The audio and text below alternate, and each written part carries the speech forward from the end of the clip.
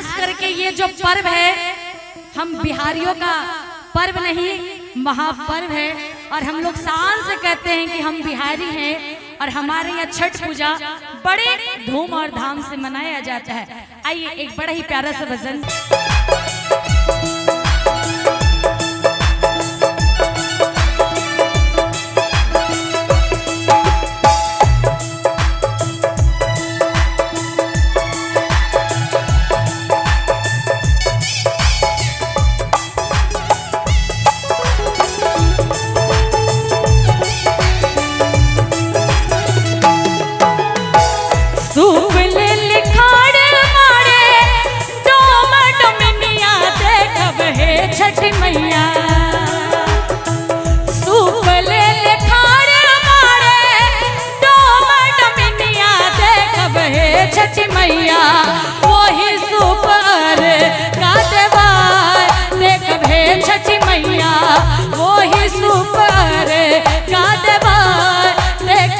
छठी मैया पटना के घाट पर हम हुआ रगिया देवे हे छठी मैया हम ना जाइब दूसर घाट देखबे छठी मैया हम ना जाइब दूसर घाट देखबे छठी मैया।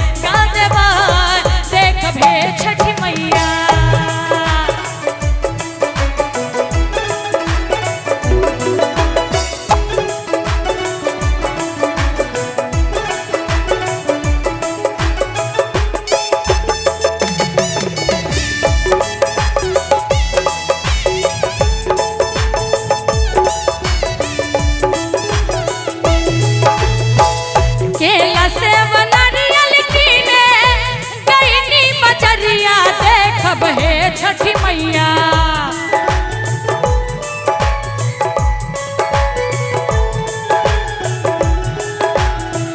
केला से नारियल कीने गईनी बजरिया देखबे छठी मैया ओ नहीं लगल बड़ी देर देखबे छठी मैया ओ नहीं लगल बड़ी देर देखबे छठी मैया। पटना के घाट पर हम हुआ रगिया देवे हे छठी मैया